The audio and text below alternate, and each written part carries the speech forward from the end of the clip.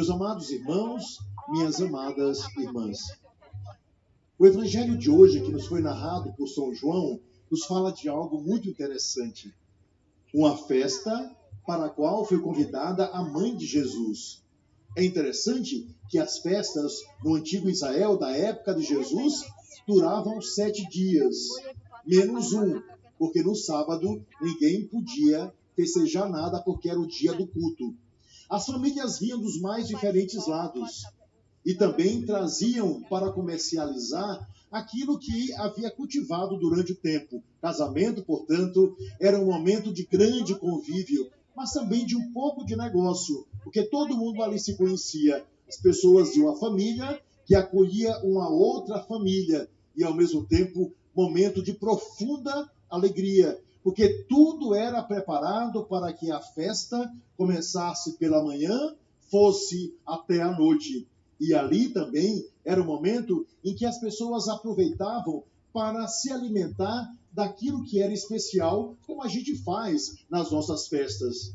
Naquele tempo, eles aproveitavam para trazer uvas, tâmaras, comiam carne de carneiro, também quando a família tinha um pouco mais condição, carne de gado, e assim aproveitavam o máximo daquela festa com tudo aquilo que fruta, banhadas também ao mel, podia fazer com que aquilo se tornasse um momento de convívio e de alegria. Pois bem, a Virgem Maria foi convidada, certamente fazia parte daquela família. Maria morava no norte de Israel e ali naquela cidade chamada Nazaré, que traduzindo significa ungida em Nazaré, com Jesus, ela se preparou para ir para uma cidade pertinho, que ficava apenas a 10 quilômetros de Nazaré. E o nome da cidade, a Sagrada Escritura nos disse, se chamava Caná. Ora, meus irmãos e minhas irmãs, eu posso imaginar a Virgem Maria abrindo o baú, porque os móveis no passado eram um baú, e tirando certamente o seu melhor vestido, a sua melhor capa, o seu melhor véu que devia envolver a sua cabeça, a sua melhor sandália, para que pudesse participar da graça e da alegria daquela festa que se daria na cidade vizinha. Posso imaginar também que Jesus preparou a sua melhor roupa. Talvez ele estivesse vestido com aquela túnica que 3 anos depois vão lhe roubar através daquilo que fizeram um sorteio, porque não quiseram dividir a túnica, cortá-la, portanto, porque ela era tecida do início ao fim. Portanto, uma roupa de valor, uma roupa de qualidade que Jesus usava. O que é certo é que eles se prepararam para ir para aquela festa. E vocês sabem, quando a gente vai para uma festa, a gente manda logo o coração, porque afinal de contas, a gente deseja já participar por antecipação e pela preparação daquilo que vai acontecer lá. Pois bem, fizeram aquela grande caminhada e chegaram em Caná. Alegria do encontro. Eis o que é bom. Reencontrar as pessoas que a gente não vê há um tempo e novos amigos que vamos fazer através daquele encontro festivo. Meus irmãos e minhas irmãs, a Virgem Maria, como qualquer mulher, e isso é próprio das mulheres, estava ligada aos detalhes.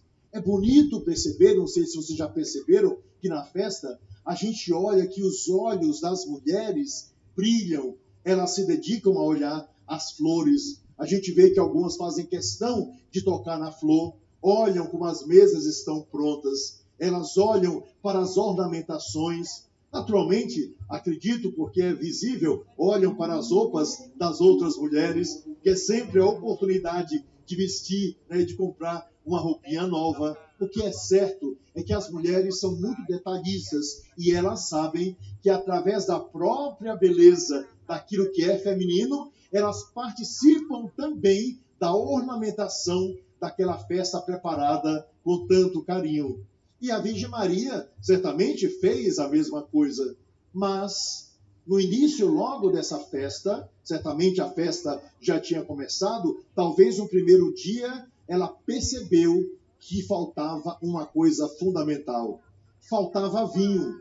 Para a gente, talvez, seja estranho que se fale em vinho, mas o vinho era fundamental naquele período da história. Com o vinho se fazia, com a uva se fazia o vinho, se fazia o suco, com a uva também se fazia o vinagre, com a uva se fazia uma série de remédios que eram colocados principalmente sobre as feridas e através, né, de algumas misturas contra as picadas do inseto, que naquele momento existiam bastante. Pois bem, faltou vinho e, portanto, faltou a festa, principalmente para os homens. Para as mulheres, o vinho era quebrado porque se colocava um pouco de água.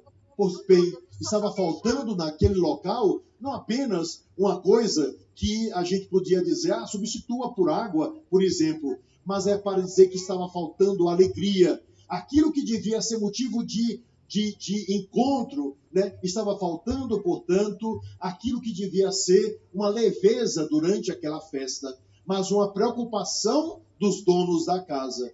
O resultado é que Maria, vendo aquele sufoco, como é próprio das mulheres, buscou uma solução. E qual é a solução? Sair e comprar o vinho fora? Não dá, porque as distâncias eram muito grandes e nem sempre para você conseguir um vinho, você chegava lá numa prateleira de um supermercado que não existia, a produção era caseira. E comprar isso em quantidade em outro lugar para uma grande festa, isso realmente era difícil. O que é que ela faz? Ela busca uma solução. Maria era uma mulher resolvida. Ela não ficava olhando as coisas, né, esperando que elas acontecessem. Ela dava o primeiro passo, afinal de contas, nós observamos pela sua vida que ela foi capaz, diante de um projeto imenso de Deus, de dizer, faça-se em mim, segundo a tua palavra. Era uma mulher de resolução, uma mulher que buscava, né, realizar aquilo para a qual ela foi chamada. Se era uma visitante, se era uma convidada, ela podia também contribuir. Vai a Jesus, nós ouvimos o Evangelho, eles não têm vinho. Mas a resposta de Jesus é uma resposta profundamente masculina, não é? O que a gente tem a ver com isso? Ou seja, é como se Jesus dissesse, deixa aí, eles vão resolver o problema.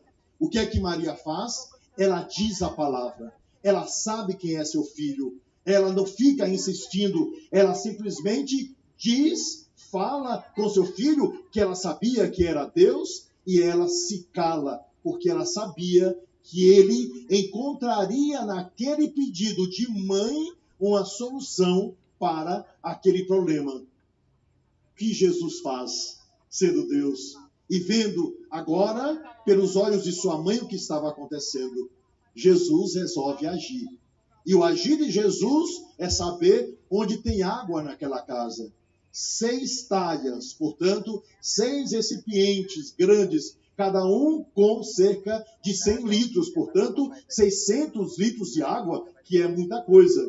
O que Jesus faz é a palavra de Deus. Jesus faz com que o Espírito paire sobre as águas. E nesse sentido, nós voltamos para o livro do Gênesis, o capítulo 1, quando diz que o Espírito de Deus pairava sobre as águas. E tudo começa na criação através da força do Espírito, que indo sobre as águas, vê acontecer a graça que se dá por aquilo que Deus faz. Ou seja, muito antes do sol, da lua aparecer no céu, das estrelas igualmente, Deus fez com que a luz fosse criada. Faça-se a luz, ou seja, as trevas, a tristeza e tudo aquilo que pode acontecer será superado pela luz de Deus. Portanto, as águas andam sobre aquelas talhas e o vinho aparece numa transformação que verdadeiramente é milagrosa. Só Deus podia fazer aquilo. 6 talhas para recordar os 6 dias da criação. Portanto, Jesus renova toda a criação, faz com que as coisas se tornem novas e torna aquele ambiente que estava insosso e entristecido por causa daquele problema, faz com que a alegria seja restaurada. Meus irmãos e minhas irmãs, um pedido, uma atenção, um desejo de ajudar, foi isso que a Virgem Maria fez, uma intercessão. Interceder significa rogar, insistir pelo outro, querer fazer com que o outro realize o que tanto deseja, mas que se encontra limitado. E quando a gente encontra uma limitação, a gente procura alguém para nos ajudar, seja na saúde, seja em outro fato da nossa vida. O que é certo é que alguém pode nos ajudar. E tendo seu filho junto ao seu coração e o conhecendo, ela resolveu pedir e o milagre foi acontecido. É interessante que Jesus disse, olhe, não é agora que eu vou começar a dizer, não é, daquilo que o Pai deseja para mim. Embora Jesus já tivesse alguns discípulos, porém, o primeiro milagre foi feito em um dia de festa. O primeiro milagre foi feito por Jesus no dia em que a comunidade estava reunida. E onde Jesus está, há sempre festa e alegria. Onde Deus ingressa em uma casa, então essa casa é transformada. E foi exatamente isso que aconteceu naquela casa de Caná. Acolheram Jesus, acolheram também a sua mãe. E por essa intercessão, tudo foi transformado. E eles puderam ver dentro daquela casa a presença de Deus por aquilo que Jesus realizou. O milagre realizado para que a alegria voltasse ao coração dos noivos e dos seus familiares. E de um modo especial, agora é toda a comunidade, todo mundo, porque quando a gente busca a felicidade para os outros, como Maria fez, preocupada com o bem dos outros, a graça também vem para a nossa vida, porque não existe nada melhor do que a gente fazer o bem, nada melhor do que ajudar quem necessita, nada melhor do que lançar para fora, através de atos concretos, a obra de Deus por meio da fé que nós temos. Ora, meus irmãos, é desse jeito que nós entendemos uma outra festa, acontecida 217 anos depois do descobrimento do Brasil. Sim, passava por aquela região, muito perto da margem do rio Paraíba do Sul, o governador da província de São Paulo. Ele passava por ali e era um orgulho para aquele povo receber uma grande autoridade. Como nós também a recebemos qualquer pessoa que a gente considera que tem uma função de serviço na sociedade. Eles quiseram servir também a esse homem. Era uma sexta-feira. Aquele homem era católico, não comia carne na sexta-feira. E, portanto, um peixe devia ser oferecido. 3 homens foram chamados. 3 homens analfabetos, simples, gente do povo. Ou seja, homens que se colocaram como servidores para que não faltasse naquela mesa o alimento que lhe havia sido pedido. Vão ao rio, eram conhecedores, não conseguiram, tentaram a primeira vez. Deus dá um sinal. Em um período em que o Brasil vivia tanta divisão, em um período de mais profunda escravidão, onde aqueles que haviam sido trazidos da África haviam sido aqui naturalmente espoliados, entristecidos por aquilo que vocês conhecem tão bem e que o Ceará foi pioneiro em dizer não. Resultado, a graça aconteceu quando eles trouxeram, um corpo sem cabeça de uma imagem. Aquela imagem era de terracota, portanto, feita com o barro do Brasil. Terra nossa, terra onde nós pisamos, terra abençoada. Alguém a fez, mas ela estava naquele rio. Quando a gente encontra uma coisa quebrada, dificilmente a gente deseja ficar com ela. A gente devolve ao mesmo lugar onde ela estava.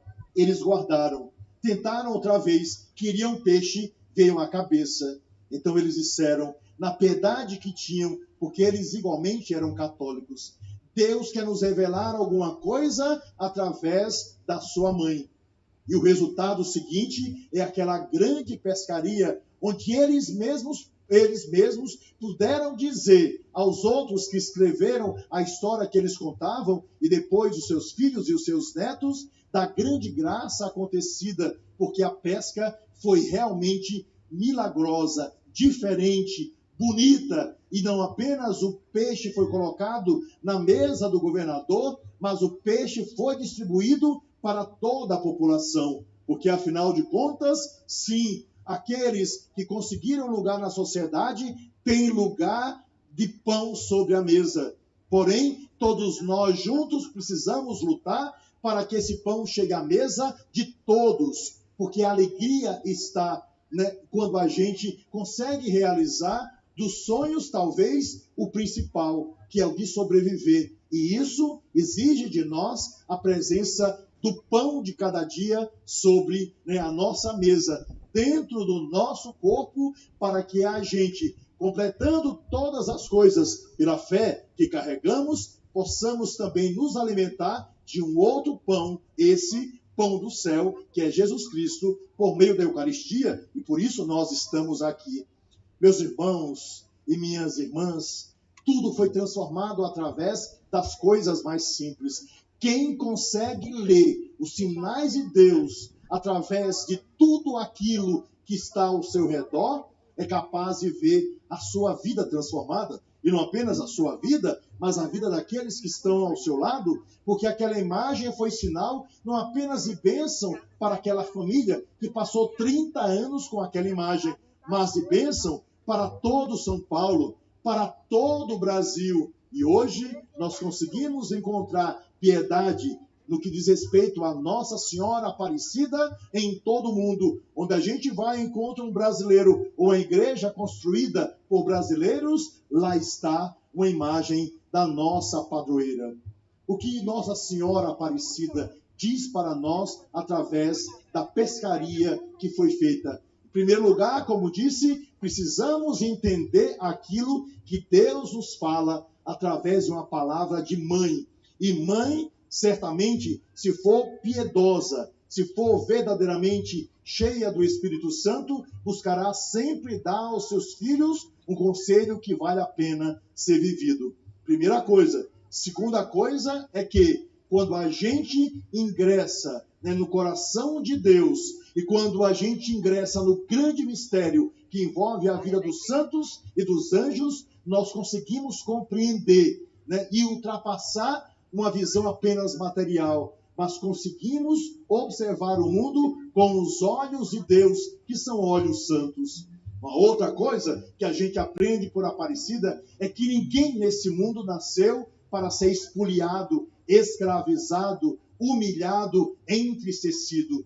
Tudo devemos fazer para gerar alegria no coração do outro. E foi isso que se disse, não é à toa que aconteceu aquele grande milagre quando um escravo totalmente maltratado diante da imagem da Virgem viu as suas correntes quebradas. Era a Virgem que já dizia muito tempo antes que a escravidão, seja ela qual for, não deve imperar no coração da sociedade.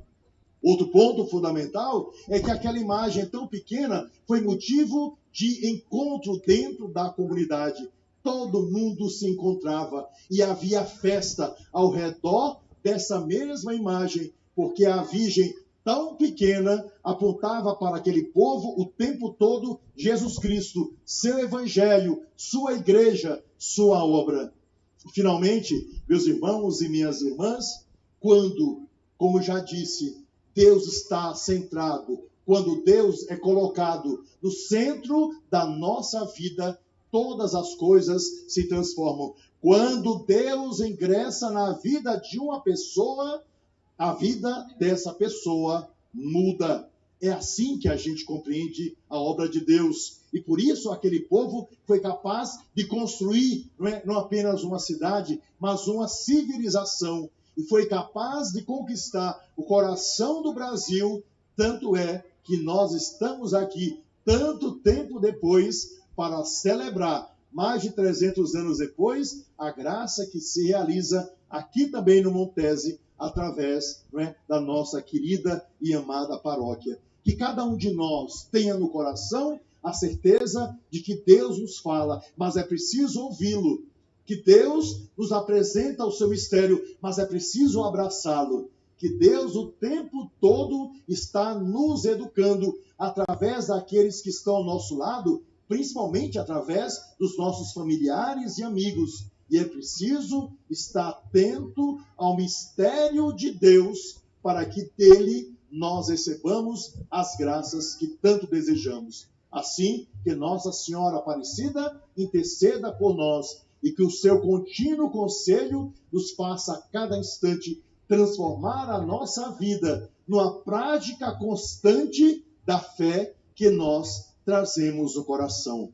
E para concluir, me permita contar uma história verídica, acontecida com um padre aqui da nossa arquidiocese, que partilhando numa mesa em dia de festa, como se fosse lá Caná da Galileia, me deu um testemunho que eu guardei no coração do que uma mãe é capaz de fazer e ensinar ao seu filho, recordando naturalmente nossa querida e grande mãe, a Virgem Maria. Pois bem, ele, quando ainda era muito jovem, era muito brincalhão. O resultado é que, naquele ano, ele brincou muito no colégio e era o último ano do ensino fundamental, hoje chamado de 9º ano, a antiga 8ª série para quem tem a minha idade. Pois bem, brincando, acabou ficando em recuperação. Mas por ser o último ano, os colegas com os professores resolveram fazer um passeio. E me parece, ele morando no interior, era para a região aqui das praias de Fortaleza. E naturalmente, ele não queria de modo algum perder a oportunidade de estar com os colegas, concluindo a etapa para começar o que se chamava o 2º grau, hoje ensino médio. Pois bem, como ele ficou em recuperação em uma matéria, a mãe disse: você só vai para esse passeio se você passar direto, porque eu disse para você parar de brincar tanto. Você vai à igreja, você tem seus colegas, mas eu vi que você brincou bastante. Você nunca ficou em recuperação. E se você não passar direto, você não vai para o passeio. Ele ficou naturalmente preocupado e estudou bastante. E veio a prova. Era uma prova de matemática. Qual o resultado? Ele fez a prova. E ele precisava de nota 8 para conseguir passar direto. Uma nota muito difícil em matemática. Mas se esforçou ao máximo e fez a prova. Resultado, ele fez a prova e a professora entregou as provas e corrigiu cada questão, porque era na recuperação, para mostrar como se desenvolvia o problema e para mostrar a resposta. Resultado, entregou a prova. E quando ele veio para a prova dele, que a professora entregou, ele havia recebido exatamente nota 8. E ele ficou alegre e feliz, queria logo sair dali para levar para a mãe dizer: passei, finalmente. Pois bem, a professora começou a corrigir. Seu coração estava cheio de alegria. Mas uma das questões, a professora deu certo, mas ele havia errado. Portanto, ele havia recebido nota 7. E ele disse: meu Deus, a questão está errada. O que é que eu vou fazer? Isso é problema da professora. Se ela errou, problema dela. O importante é que eu recebi 8. Mas, ao mesmo tempo, ele disse: eu sou da igreja, toda a minha família e minha mãe também. O que é que eu faço? Devo dizer à professora: meu Deus, ficar em recuperação, eu não quero. O que é que eu vou fazer? E entrou em desespero. Ficou ali, 2 figuras dentro dele, brigando. E ele queria ir, mas dizia: não vou perder o meu passeio. Mas, ao mesmo tempo, eu sou católico, eu não posso fazer isso. E com muita força, entristecido, ele se levantou, foi até a professora e disse: professora, a senhora errou aqui, a senhora corrigiu essa questão aqui errada. Eu não tirei 8, não, eu tirei 7. A professora disse: me espere, que depois, no final da aula, a gente vai ver isso. Pois bem, ela se sentou e ele, entristecido, se aproximou, já sabendo que havia perdido o passeio. A professora olhou e disse: deixa eu olhar aqui. Ela disse: realmente, eu errei. A sua nota é 7. Resultado, riscou o 8 e colocou um 7. Mas disse: pela sua honestidade de vir aqui, você merece um ponto. Colocou mais um e finalmente colocou bem grande a nota 8 e fez com que ele passasse. E ele, agradecido, viu nisso um sinal de Deus, por ter sido honesto, por ter ouvido aquilo que sua mãe havia dito e, naturalmente, por ter aproveitado depois as belezas da praia de Fortaleza, porque Deus o abençoou pela honestidade de vida que ele teve. Desse modo, que a gente sempre se recorde que toda atitude que tomamos revela a fé que trazemos no coração ou a não fé. Que cada escolha nos dá a possibilidade de fazer a grande escolha por Deus e sua obra. E que em cada conselho recebido de bem dos nossos pais, há sempre uma motivação para a gente ir adiante. Que nossa querida Mãe Aparecida interceda no céu por nós e que nós consigamos chegar por escolhas seguras, bonitas, verdadeiramente santas ao coração de seu Filho, Jesus Cristo. Que assim seja.